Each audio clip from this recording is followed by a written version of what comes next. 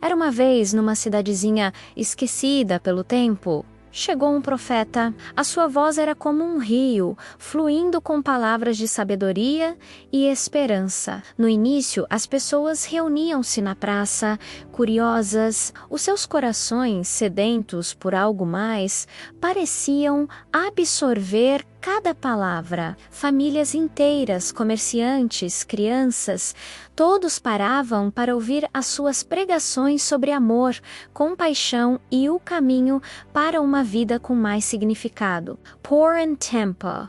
A cidade pareceu despertar. As conversas mudaram. Os gestos tornaram-se mais gentis. E uma chama de esperança foi acesa. Mas, como acontece muitas vezes, a novidade começou a desvanecer-se. A rotina diária, com as suas preocupações e os seus prazeres imediatos, começou a chamar as pessoas de volta. A voz do profeta, antes tão cativante, tornou-se um ruído de fundo. Primeiro, foram os comerciantes que voltaram para suas lojas, dizendo que precisavam de ganhar a vida. Depois, as famílias encontraram outras coisas para fazer. Piqueniques, festas, afazeres domésticos. As crianças foram chamadas para dentro de casa. A multidão na praça foi diminuindo. Dia após dia, de centenas, passaram a dezenas, de dezenas, a um punhado de fiéis. Eventualmente, chegou o dia em que o profeta se viu completamente sozinho na praça. O sol batia nas pedras vazias, o vento levava suas palavras para o nada.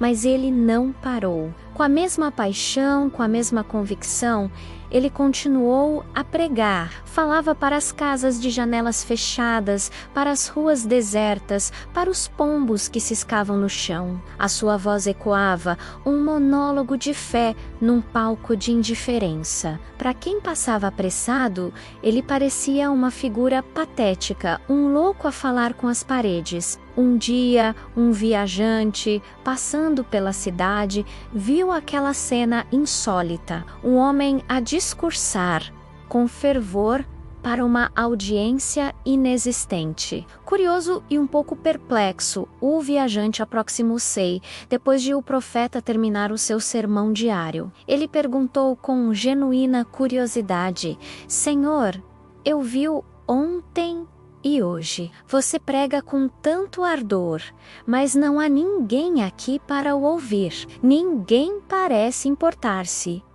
Você não vê que já falhou na sua missão? Por que continua a gastar a sua energia a falar para o vazio? O profeta olhou para o viajante e um sorriso sereno, mas cansado, iluminou o seu rosto. Ele não parecia ofendido nem desanimado pela pergunta. Pelo contrário, parecia que a estava a aguardar. Com uma voz calma, ele respondeu: Meu amigo, você está a olhar para isto da forma errada. No início, quando cheguei e todos me ouviam, eu pregava com a esperança de os mudar. Eu queria partilhar o que sentia, queria transformar os seus corações e as suas vidas. Essa era a minha missão.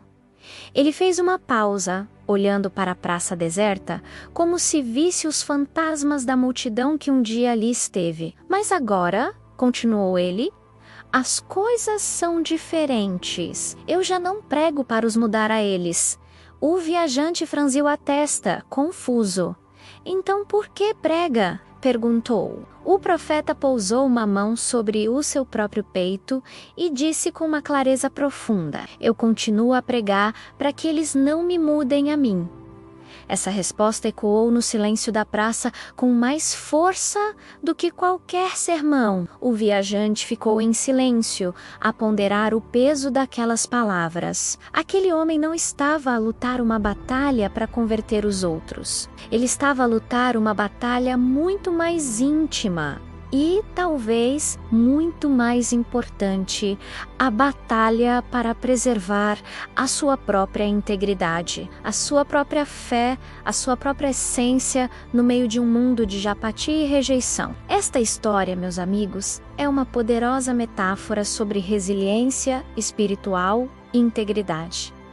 Quantas vezes, na nossa vida, nos sentimos como este profeta? Quantas vezes tentamos partilhar algo em que acreditamos profundamente, um valor, uma ideia, um projeto, uma forma de amor, e somos recebidos com indiferença ou até mesmo com escárnio? Pode ser no nosso trabalho, quando tentamos implementar uma mudança positiva e ninguém nos apoia. Pode ser na nossa família, quando os nossos valores parecem entrar em conflito com os de todos os outros. Ou pode ser no nosso círculo de amigos, quando sentimos que estamos a remar contra a maré. A tendência natural, quando enfrentamos essa resistência constante, é desistir, é pensar: se ninguém se importa, por que eu deveria importar-me? É fácil deixar que o cinismo e a apatia do mundo nos contaminem. Começamos a duvidar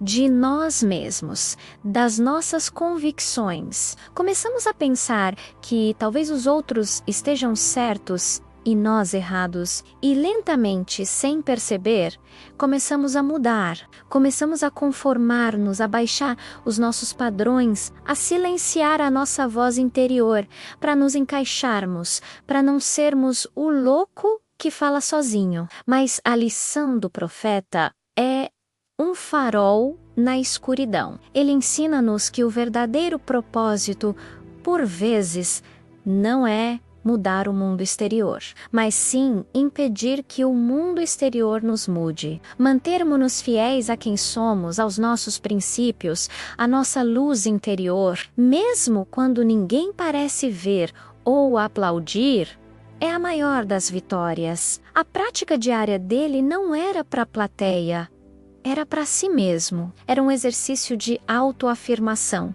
um lembrete diário da sua verdade. Cada palavra proferida para o vazio era um tijolo a mais na fortaleza da sua alma, protegendo-a da erosão da indiferença. Pense nisto: o artista que continua a pintar, mesmo que ninguém compre as suas telas; o escritor que continua a escrever, mesmo que as editoras recusem os seus manuscritos; o ativista que continua a lutar por uma causa mesmo quando a mudança parece impossível; o pai ou a mãe que continua a ensinar valores de bondade aos filhos, num mundo que parece recompensar o egoísmo. Todos eles são profetas na sua própria praça vazia. Eles não fazem o que fazem pela validação externa. Eles fazem-no porque não fazer seria uma traição a si mesmos.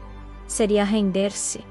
Seria deixar que o mundo os vencesse. A resiliência espiritual não é sobre nunca cair ou nunca duvidar. É sobre levantar-se todos os dias e escolher, mais uma vez, ser fiel a si mesmo. É sobre encontrar a força não na aprovação dos outros, mas na convicção interna. É entender que o sucesso não se mede apenas pelos resultados externos, pela multidão que nos aplaude, mas pela nossa capacidade de mantermos a nossa chama acesa, mesmo que seja a única luz na escuridão. Então, da próxima vez que se sentir a falar para o vazio, lembre-se do profeta. Pergunte a si mesmo: estou a fazer isto para os mudar a eles, ou para que eles não me mudem a mim? Se a resposta for a segunda, então saiba que não está a falhar. Pelo contrário, está a ter sucesso da forma mais profunda e significativa possível. Você está a proteger a sua essência. E isso, num mundo que constantemente tenta moldar-nos e diluir-nos, é talvez o ato mais revolucionário e corajoso de todos. A sua voz, mesmo que só você a ouça, importa, porque ela está a manter viva a pessoa que você realmente é.